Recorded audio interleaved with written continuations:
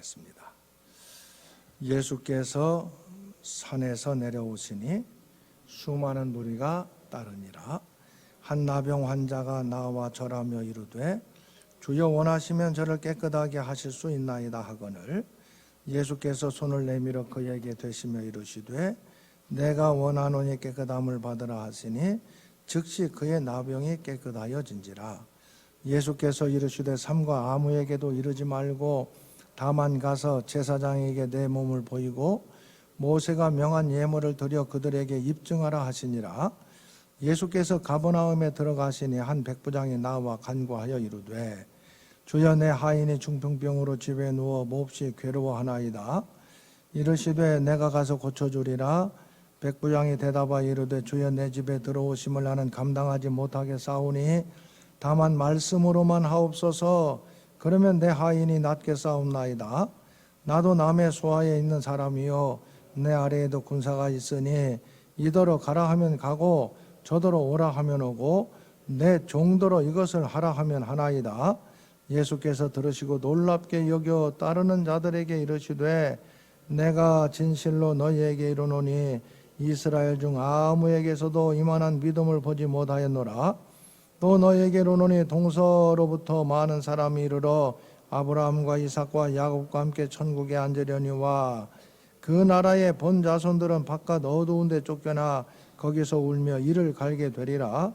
예수께서 백부장에게 이르시되 가라 내 믿은 대로 들지어다 하시니 그 즉시 하인이 나으니라. 아멘.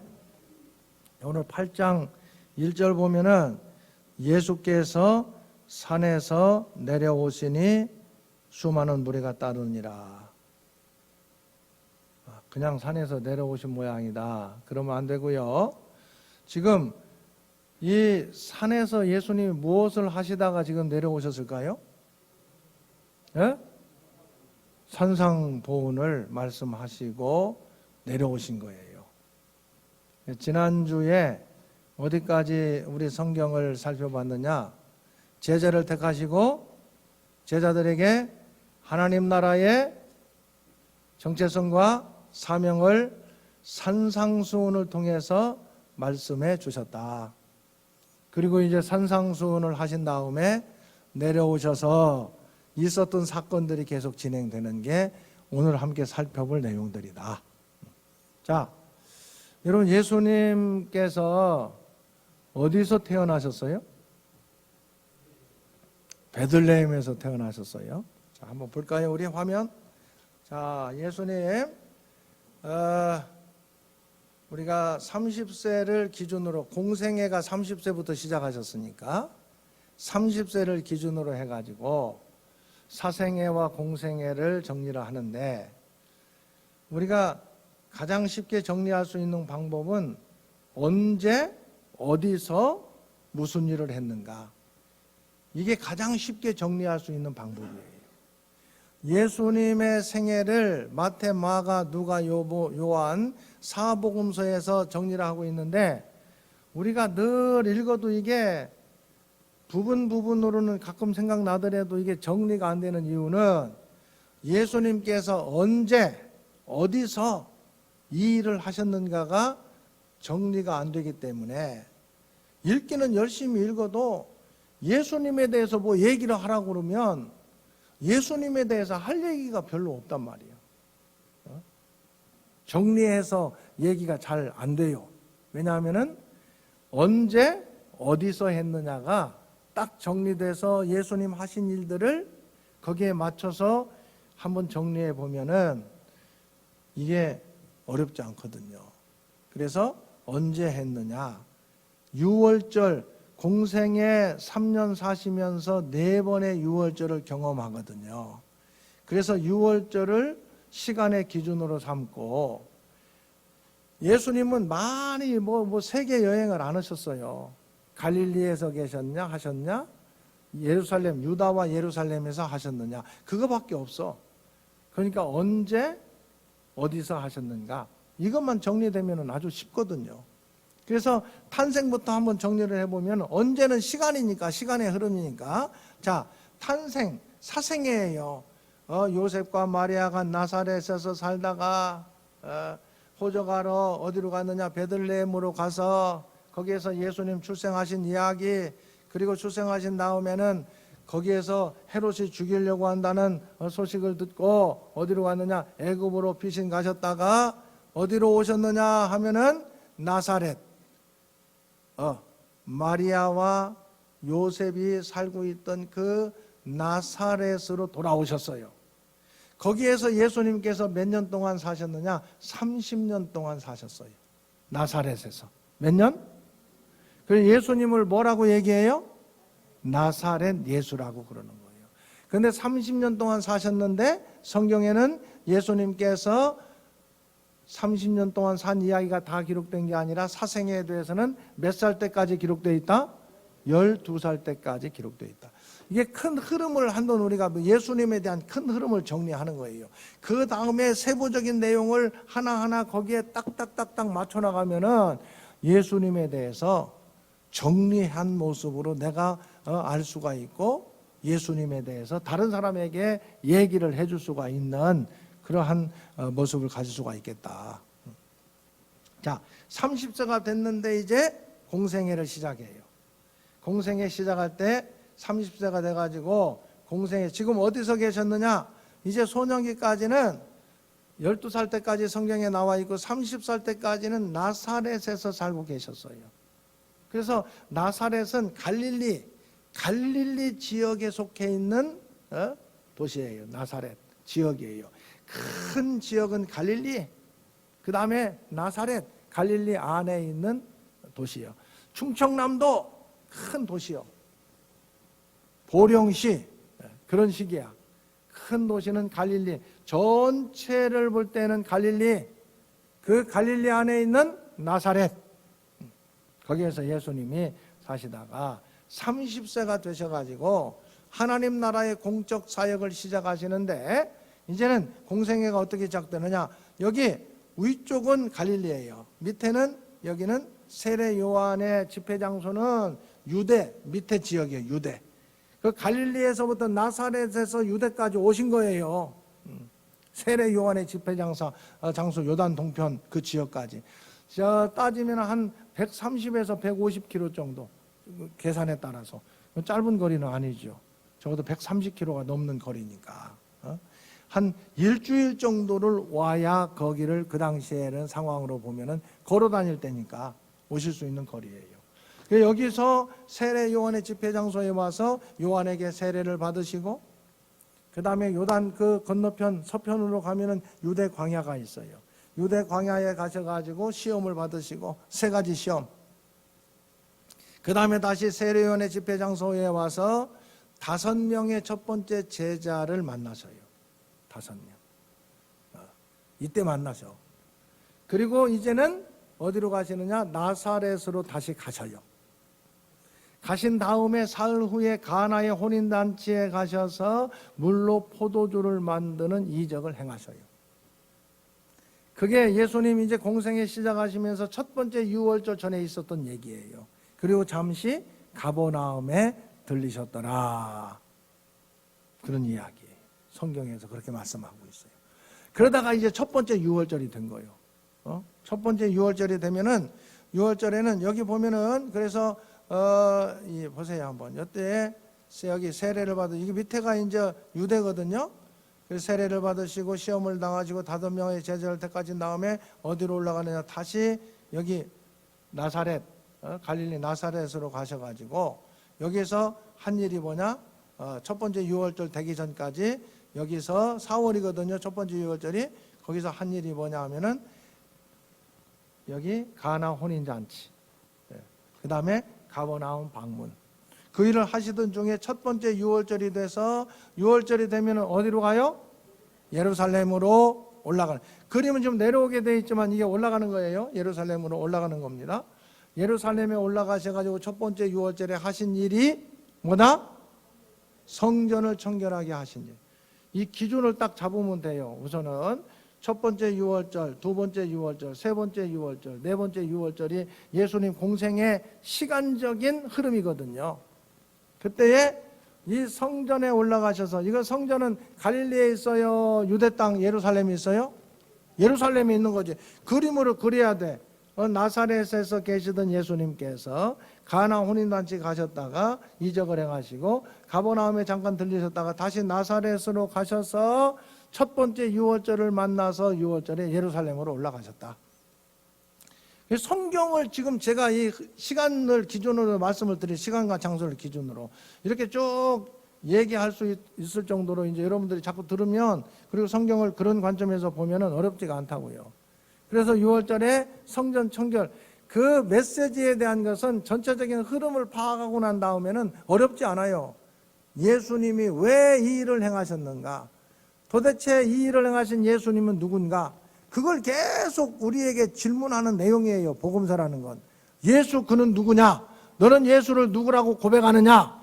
이걸 우리에게 알게 하기 위해서 이 성경을 기록한 거거든요. 사건 하나하나, 그것은 예수님이 누구시기에 이 사건을 행했는가? 그 메시지를 우리가 알고, 그럼 오늘 내가 예수를 믿는 사람으로 예수님께서 행하신 사건을 어떻게 경험하며 살 수 있겠는가? 이게 우리의 이제 믿음의 모습이 되어야 되는 거지요. 자, 그래서 예루살렘에 오셔가지고 성전 청결하게 하셨어. 그것도 성전 청결 사건을 읽으면서 왜 예수님이 성전 청결하게 하셨을까? 예수님 누구신가?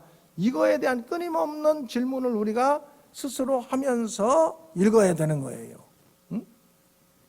성전 청결하게 하신 다음에 얼마 동안 머물러 계셨느냐? 첫 번째 2월절에 예루살렘에서 12월 될 때까지 계셨어. 우리 다 계산을 해서 말씀을 드리는 거예요. 8개월 동안 있었어요. 그래서 성전 청결하게 하신 다음에 이적을 행하시고 하나님 말씀을 전하시는 가운데 누가 찾아왔느냐? 니고데모가 찾아왔어요. 그래서 핵심적인 거 한두 가지만 딱딱 정리하면 우선은 쉬워요. 첫 번째 6월절 성전 청결 사건 후에 누구를 만났다? 니고데모를 만났다. 니고데모. 어떻게 하면 거듭날 수 있느냐? 이걸 질문했던 니고데모를 만난 거예요. 찾아온 거예요, 니고데모가 밤에. 자, 그 다음에 니고데모를 만나고 난 다음에 계속 예루살렘에서 사역을 하시던 가운데에 다시 세례 받으셨던 요단강 동편에 가셔서 세례 요한을 따르던 그 무리들, 청중들을 예수님을 따르는 무리로 받아들여요. 그리고 세례 요한은 그 사역을, 자기가 지금까지 예수님을 소개했던 모든 사역들을 마무리하면서 감옥에 갇히게 되는 거예요. 그때 세례 요한은 감옥에 갇혀요. 그래서 예수님도 이제 세례 요한이 감옥에 갇히는 것을 알고, 여기에서는 더 이상 머물러 있기가 어렵겠구나. 그래서 8개월이 지난 다음에 다시 나사렛으로 가시는데, 가시는 중에 어디를 통과해서 가느냐? 사마리아 지역을 통과해서 가는 거예요. 그때 사마리아 여인을 만나는 거예요. 사마리아 여인을. 자, 나사렛에 가셨는데, 여러분, 이 첫 번째 성전 청결, 성전을 다 뒤집어 엎은 이 소식, 이 소문이 8개월이 지금 지났어요. 근데 나사렛의 소문이 퍼져 갔겠어요? 안 퍼져 갔겠어요? 다 퍼졌지. 왜? 회당으로 다 연결되어 있는 거거든. 회당으로 다 퍼져나간 거예요. 나사렛 회당의 안식일날 가서 이사야의 말씀을 가지고 이제 예수님께서 누구신가를 증거하셔요. 그리스도 메시아 되심을 증거하는데, 이 나사렛 사람들이 오히려 그걸 받아들이지 않고 배척하면서 예수를 죽이려고 그래요. 그래서 이때에 이제 어디로 이사를 하시느냐? 가버나움으로 이사하세요. 집 봐뒀던데. 왜 가버나움으로 가시느냐? 갈릴리 전체의 복음을 전해야 되는데 가버나움이 도청 소재지요. 쉽게 얘기하면 갈릴리의 도청 소재지요. 나사렛은 작은 도시고. 그래서 가버나움으로 가셔서 이제 갈릴리 지역의 복음을 전하려는 계획을 가질 때 혼자서는 아무래도 감당하는 것이 어렵잖아요. 협력자, 제자들이 있어야 될 것 아니에요. 그래서 처음 만났던 그 제자들 가운데에서 이제 완전히 예수님의 사역에 전적으로 동참할 수 있도록 다시 제자들을 부르시는 거예요. 베드로, 안드레, 야고보, 요한.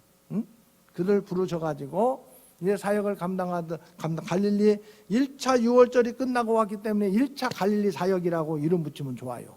1차 갈릴리 사역. 그래서 1차 갈릴리 사역 때는 이제 무슨 일을 하느냐? 제자들 4명의 제자를 부르고 그 다음에 병든 사람들, 귀신 들린 사람들을 고쳐주고 항상 있는 일이지만 그 가운데 특별히 베드로의 장모의 열병도 그때 고침을 받아요. 응? 그래서 저는 여러분들이 이해하기 쉽도록 야 베드로 집안 문제가 해결돼야 좀 마음 편하게 주님의 사역을 할 수 있을 것 아니에요. 그래서 예수님께서 베드로의 장모의 열병까지도 다 그래서 고치고 수종 들게 하고 그리고 이제 갈릴리 지역에 예수의 복음이 전해져야 되는데 어떤 획기적인 사건들이 있어야 팍팍 퍼져나갈 거 아니에요. 그래서 그때 있었던 사건이 중풍병자를 달아내려서 고쳐주는 친구들이 달아내렸는데 고쳐주는 사건이 그때 있었던 거예요. 1차 갈릴리 사역 때. 그리고 마태, 내위도 제자로 택해요. 그렇게 1차 갈릴리 사역을 얼마 동안 했느냐? 4개월 동안 했어요. 4개월 동안. 4월달 되면은 다시 6월절이 돌아오니까 6월절에는 어디로 간다? 예루살렘으로 또 올라가는 거예요. 두 번째 6월절에 예루살렘에 또 올라가는 거예요. 그러니까 1차 갈릴리 사역은 4개월이에요. 4개월. 여러분들이 다 이렇게 정리해가지고 말씀을 드리니까 1차 예루살렘 1차 6월절 후에 예루살렘 사역은 몇 개월이다? 8개월. 다시 와서 갈릴리 사역은 4개월. 그럼 얼마의 시간이 지난 거예요? 12달. 1년이 지났으니까 다시 6월절이 돌아온 거예요. 그 6월절이 돼가지고 이제 예루살렘에 가서 이때 무슨 일을 했느냐? 안식일에 베데스다 연못 38년 된 그 환자를 고치는 사건이 있어요. 그런데 그날이 안식일이야. 사람 고친 얘기보다 이 사람들의 중요한 것은 안식일 날 이런 일을 행할 수 있느냐? 이게 논쟁이 된 거예요. 논쟁거리가. 예수님께서 뭐라고 말씀하시느냐? 내 아버지께서 일하시니 지금까지 일하시니 나도 일한다. 안식일 날 그러면서 예수님 계속 말씀하세요. 예수님이 누구신가? 예수님 자신이 증언하고 세례 요한의 증거와 하나님의 증거를 통해서 예수님께서 이 땅에 오신 메시아 하나님이시라는 것을 나타내요. 그리고 아버지께서 일하신다. 생명의 일을 나는 한다. 아버지께서 안식일에도 생명 살리는 일을 했기 때문에 나도 일한다. 안식일 논쟁이 붙었는데 이 사람들은 예수님을 받아들이려고 하지 않고 오히려 지가 하나님의 친아들이라고 하는 것, 하나님이 자기의 친아버지라고 하는 이 얘기를 듣고 예수를 죽이려고 그래요. 그거 있을 수 없잖아요. 그래서 예수님은 두 번째 6월절 지나고는 예루살렘에서 오래 있지 않아요. 왜? 죽이려고 하니까. 그래서 다시 나사렛, 이제 갈릴리로 가시는 거예요. 지금 두 번째 6월절 지나고 가실 때는 나사렛으로 가실까요? 가버나움으로 가실까요? 아까 1차 나사렛 사람들 회당에서 예수님 말씀 전할 때 받아들이지 않고 예수를 낭떠러지에서 떨어뜨려 죽이려고 하니까 이제 나사렛에서 어디로 이사를 했다? 가버나움 이사해가지고 4개월 동안 가버나움을 중심으로 갈릴리 사역을 했잖아요. 4명의 제자 부르시고 이런 일들을 했잖아요. 그러니까 지금 두 번째 6월절 끝나고 이제는 갈릴리로 갈 때는 나사렛으로 가겠어요? 가버나움으로 가겠어요? 가버나움으로 가지. 가버나움으로 가셔서 이제는 여기에서는 적어도 1년 동안 갈릴리 2차 두 번째 6월절 지나고 갔으니까 2차 갈릴리 사역을 1년 동안 할 계획을 세운 예수님이 생각을 갖고 계셔요. 1년 동안. 그럼 제자가 1년 동안 갈릴리 전체의 하나님 나라 복음을 마지막으로 이제 전해야 되거든. 그럼 제자가 더 많이 필요하겠어요? 안 필요하겠어요? 필요하지. 지금 현재 예수님을 따라다니는 전적으로 예수님을 따르는 제자는 몇 명이에요? 5명. 누구누구? 베드로, 안드레, 야고보, 요한, 레위, 마태까지 5명이야. 여기 5명에다가 7명을 또 플러스 해가지고 12명의 제자를 확정하셔요. 2차 막 갈릴리 사역을 1년 동안 전체적으로 하려고 계획을 하고 12명의 제자를 확정하셔. 그 제자만 삼으면 되는 게 아니라 제자들에게 예수님께서 말씀하시는 하나님 나라가 무엇인가를 제대로 알아야 가서 사역을 할 거 아니에요. 그래서 이 제자들을 가르친 내용이, 하나님 나라에 대해서 가르친 내용이 뭐냐? 산상수훈이요. 산상법은. 산에 올라가서 제자들에게 하나님 말씀으로 하나님 나라를 가르치고, 이제는 예수님께서 1년 동안 이 갈릴리 사역을 2차에 2차, 첫 번째는 4개월 동안 했고, 이번에는 이제 2차, 두 번째 6월절 끝나고 왔으니까 2차 갈릴리 사역을 쫙 하기 위해서 12명의 제자를 택하시고 산상수훈을 말씀해 주시고, 그리고 난 다음에 오늘 보면은 이제 8장 1절에 예수께서 어떻게 했다고? 여기 보세요. 여기 이제 여기 보면은, 자, 다시 두 번째 6월절 지나고는 얼마인지는 모르지만 오래 있지는 않았어. 예수님 죽이려고 하니까, 하나님을 지 아버지라고 한다고 죽이려고 하니까. 그래서 다시 어디로 갔느냐? 예루살렘에서 이제는 갈릴리로 가셔가지고, 갈릴리에서 다음에 4월까지 1년 동안 갈릴리 2차 사역을 쫙 이제는 할 거야. 2차 여기 갈릴리 2차 사역 기간이 굉장히 길어요. 사실은 1년하고 6개월이에요. 전체로 따지면. 그런데 이 6개월은 제자들 집중 사역을 했기 때문에 일단은 1년이요.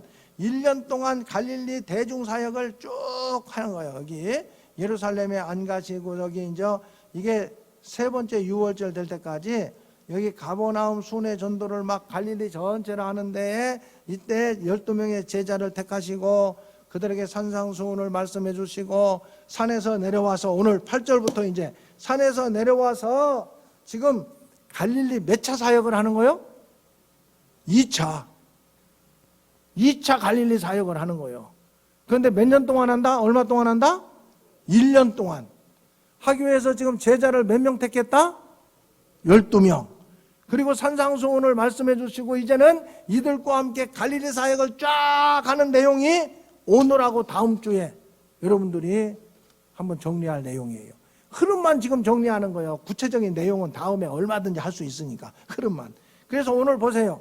이제 내려오셔가지고 한 일이 뭐예요? 나병 환자를 이게 성경에 있는 걸 제가 다 정리를 한 거예요. 나병 환자 깨끗하게 하시고, 백부장의 종을 고치시고, 나인성 과부의 아들을 살리시고, 또 이 세대 잘 받아들이지 않는 세대에 대해서 피리 불어도 춤추지 않고 술 피우러도 가슴 침지 않는 이 세대다. 하나님 나라 복음을 이렇게 외치는데도 반응이 없어. 누구하고 같아요? 우리하고 같으면 안 되지. 반응이 없는 이 세대에 대해서 얘기는. 그때 예수님께서 또 하신 말씀이 수고하고 무거운 짐진 자들아 다 내게로. 이 말씀 여러분 알죠? 이거 언제 하신 말씀이라고? 예수님 갈릴리 사역 몇 번째?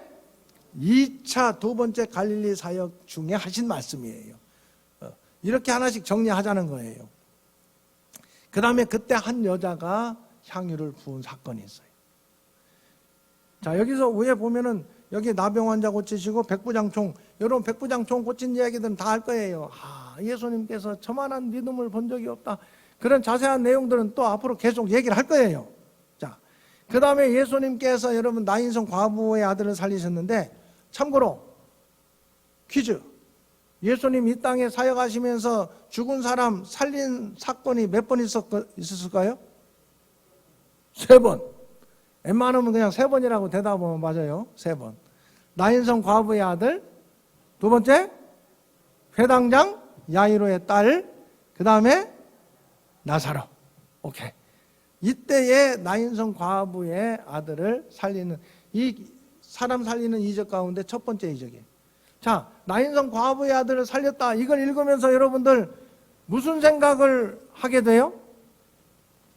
많은 경우 지금까지는 어떻게 예수님이 죽은 사람 살릴 수 있는가?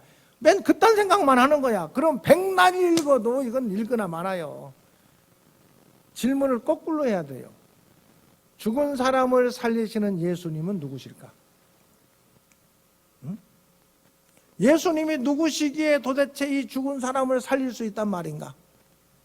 죽은 사람을 살릴 수 있는가 없는가? 그게 아니라 그건 사람을 기준으로 성경을 보는 거고, 예수님 기준으로 성경을 보면은 이 죽은 사람을 살리는 예수님은 누구신가? 너는 그 예수님을 누구라고 고백하느냐?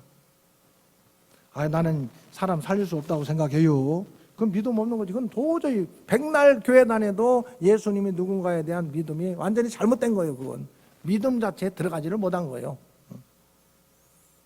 자, 그 다음에 한 여자가 그때 6번째 보면은 예수님에게 향유를 붓는 사건이 있어요. 성경에 예수님에게 향유를 붓는 사건이 몇 번 나올까요? 이건 3번이라고 하면 안 돼요. 2번이에요. 2번. 이때에 갈릴리 사역 중에 2번째 사역 중에 한 여인이 예수님에게 향유를 붓는 사건이 나와요. 그런데 이것을 잘 우리가 정리하지 못하면 우리는 향유 붓는 사건을 그냥 하나의 사건으로 생각해가지고 예수님 이제 마지막 6월절에 예루살렘에 가기 전에 베다니에서 누가 향유를 부어요? 마리아가 향유를 부어요. 이 여자가 그 여자라고 착각해가지고 막 열심히 말하는 사람들도 많아요. 그래가지고 마리아를 뭐 이상한 여자로까지 막 그런 거 들은 사람이 있을지 몰라요. 마리아가 죄 지은, 그때 이 여인이 죄 지은 여인이라고 나와요. 여기 누가복음 7장에 보면 죄 지은 여인. 근데 8장에 보면은 이 여인의 이름을 쭉 얘기하면서 막달라 마리아라는 이름이 나와요. 8장에. 그래서 많은 학자들은 이 여인이 막달라 마리아일 가능성이 많이 있다라고 생각을 해요. 그렇게 해석을 해요. 그런데 이 막달라 마리아는 베다니의 나사로의 동생 마리아와 같은 사람이다, 틀린 사람이다? 다른 사람이에요. 그런데도 다 그냥 거기에 막 뭉뚱그려가지고 다 같은 여인으로 생각해가지고 뭐 이상한 얘기들을 하는 그런 얘기들이 많아요. 교회도 안에도 뭐 그렇게 생각하는, 그렇게 설교하는 사람들도 많다니까. 몰라가지고 엉뚱한 설교지 그냥. 자, 이 막달라 마리아, 이 여인은 죄를 지은 여인이라고만 성경에 나와 있어요. 무슨 죄를 지었는지는 자세히 모르지만 그 뒤에 연결해가지고 이 성경 해석자들은 좀 윤리적으로 좀 그렇게 살았던 여자일 가능성을 얘기를 해요. 근데 이 여인이 예수님에게 향유를 붓고 그 죄 용서함을 다 받고 은혜를 받아서 그 예수님을 계속, 예수님 십자가에서 돌아가실 때까지 무덤까지 맨 먼저 갔던 여인 막달라 마리아, 이 여인의 사건이 이때 있었어요. 이건 베다니 마리아의 사건과는 다른 사건이에요. 같은 사건이 아니에요. 자, 그 다음에 예수님에 대해서 막 그렇게 막 사역을 하고 병자를 고치고 그러니까 귀신의 왕을 힘입어서 저런 일을 한다, 예수님 못마땅하게 생각하는 사람들이 그렇게 얘기를 해요. 그런데 예수님께서 나는 성령으로, 하나님의 성령을 힘입어서 귀신을 쫓아내는 것이다, 이런 예수님께서 말씀하시는 내용이 나와요. 그 다음에 표적을 막 구해요. 그러면서도 예수님에게 계속 표적을 막 요구해. 그러니까 예수님께서 내가 보일 표적은 요나의 표적밖에 없다.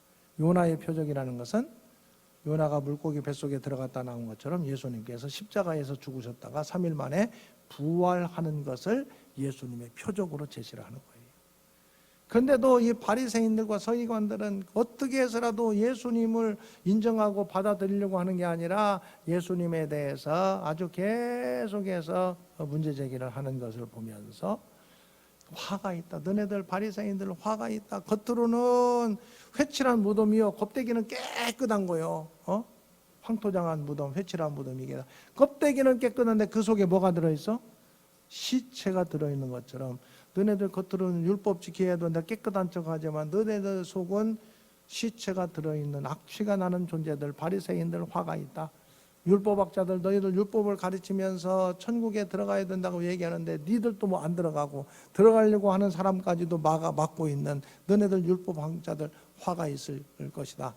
이런 하나님의 복음을 막 전하는데 그걸 받아들이는 사람들이 있고 거부하는 사람들이 극명하게 나타나는 가운데에 이제 갈릴리에서 예수님의 복음을 전파하는 내용. 두 번째, 갈릴리 전체를 다니면서 지금 하나님 나라의 복음을 전파하는 이 일이 갈릴리 2차 사역이다.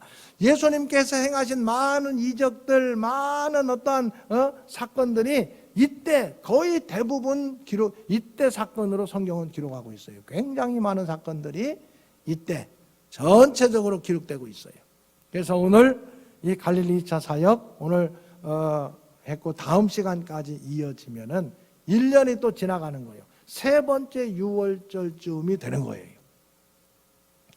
자, 지금 예수님 이야기를 복음서를 통해서 하고 있는데 유월절이 기준이에요. 유월절이. 오늘 이야기는 유월절 몇 번째 지난 다음에 이야기예요? 두 번째 지난 다음에 이야기예요. 아이고, 뭔 얘기하는지 모르겠다. 안 해요. 그러면 안 돼요. 집중해야 돼요. 집중하면은 누구나 다 알 수가 있는 얘기들이에요. 평생 신앙생활 하면서 예수 이야기 하나도 정리하지 못한다면 뭘 근거로 예수를 믿겠다는 거예요. 이번 기회에 예수님에 대해서 좀 내가 정리할 수 있기를 바랍니다. 그 정리된 예수님을 다른 사람에게 말할 수 있도록 되면은 그러면 좋겠어요. 자, 오늘 2차 사역을 하는 중에 있다. 다음 시간에 계속해서 2차 사역이 이제 쫙 1년 동안 진행되는 가운데 세 번째 유월절에는 과연 무엇을 했을 것인가, 어떻게 했을 것인가, 이것에 대해서 다음 시간에 함께 말씀을 나눌 거예요. 자, 예수님 탄생부터 어렵지 않아요. 큰 사건들만 일일이 자세한 거 다 안 해도 괜찮아요. 큰 사건들만 가지고 첫 번째 유월절, 두 번째 유월절 기준하고 갈릴리와 또 예루살렘, 유다 지역 왔다 갔다 했던 사건들만 머릿속에 그리면서 첫 번째 예수님 탄생부터 나사렛에서 사시다가 이제 첫 번째 유월절 전에 세례 받으러 오셔서 공생애가 시작되셨고 세례 받으시고 또 시험 받으시고 5명의 첫 번째 제자를 택하시고 다시 이제 갈릴리 나사렛에 가셔가지고 나사렛에서 이제 가나의 혼인잔치 바로 옆에 있는 가나의 혼인잔치 거기에서 물로 포도주를 만드는 사건을 행하시고 잠시 가버나움에 갔다가 왔는데 첫 번째 유월절이 돼서 예루살렘에 올라갔다. 예루살렘에서 성전 청결 사건을 하시고 거기에서 이제 8개월 동안 사역을 하셨는데 이적 말씀도 전하시고 이적을 행하시는 가운데 그때 있었던 성경에 기록된 사건 니고데모가 찾아오는 사건이 있었다. 그 니고데모를 만난 다음에 다시 세례 요한 있는 데로 가서 세례 요한을 따르던 청중들을 예수님을 따르는 청중들로 다 받아들이고 그리고 세례 요한은 잡혀가고 예수님은 나사렛으로 올라가시는데 사마리아를 지나서 올라가시고 그때 사마리아 여인을 만나셨다. 나사렛에 가셔가지고 안식일 날 회당에서 하나님 말씀 이사야의 말씀을 전하는데 오히려 예수님을 받아들이지 않고 예수님을 거역하는 가운데 이제는 예수님께서 나사렛에서 사역을 더 이상 사시는 것을 정리하고 가버나움으로 오셔서 갈릴리 사역을 펼쳐나가시면서 첫 번째 4명의 제자를 택하시고 또 베드로의 장모의 병도 고쳐주시고 그리고 중풍병자를 고치시는 사건을 통해서 갈릴리 전 지역에 소문이 나게 하시고 내위리 마태를 택하셔서 4개월 동안 1차 첫 번째 유월절 지나고 갈릴리에 오셔서 이 사역을 4개월 동안 하시던 가운데에 두 번째 유월절을 만나서 예루살렘에 올라갔고 38년 된 병자를 안식일에 고친 사건을 통해서 예수를 죽이려고 하니까 이 예수님께서는 두 번째 유월절 지나고는 오래 계시지 않고 다시 이제는 어디로 오셨느냐? 가버나움으로 오셔서 이 갈릴리 전체 사역을 1년 정도 계획하시고 12명의 제자를 택하시고 산상수훈을 베푸시고 이제는 내려오셔서 오늘 갈릴리 사역 2차 사역들을 쫙 펼쳐나가시는 가운데 오늘 2차 사역 기억나는 거 한 가지만 뭐 기억나요? 전희자 권사님 오늘 했던 사역 가운데 한 가지만 기억한다면 잔뜩 얘기했잖아. 아니 성전 청결은 아까 얘기고 오늘 지금 2차 갈릴리에 와가지고 오늘 주보에 기록된 말씀 가운데 한 가지만 생각난다면 안수홍 권사님 뭔 생각나? 나병 환자 고친 거 첫 번째. 나병 환자 고치고 쭉 이어지잖아요. 백부장 병도 고치고 나인성 과부 아들도 살리시고 또 수고하고 무거운 짐진자들아 그렇게 말씀도 하시고 한 여자가 예수님에게 향유 붓는 사건도 있으시고 그런 내용들 나온단 말이에요. 그리고 예수님을 반역했던 바리새인들이라든지 율법학자들 너희들에게는 화가 있다.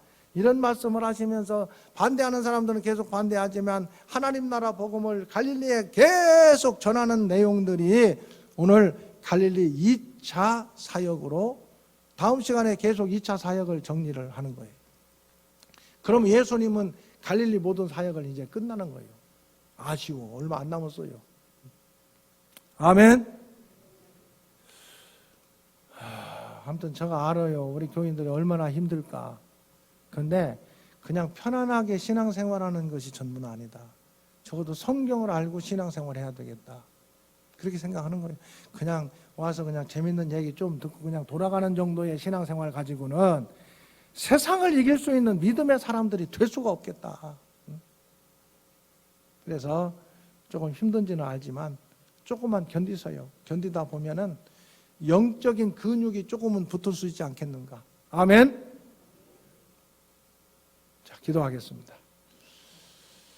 우리를 구원하신 주 예수 그리스도의 은혜와 아버지 하나님의 크신 사랑하심과 성령님의 교통하심이 예수 생애, 복음서에 기록되어 있는 예수 생애를 한 번은 정리해야 되겠다 마음을 갖고 말씀을 하나하나 정리하며 예수 생애 알기 원하는 믿음의 권속들 가운데 영원까지 함께 하시기를 축원하옵나이다.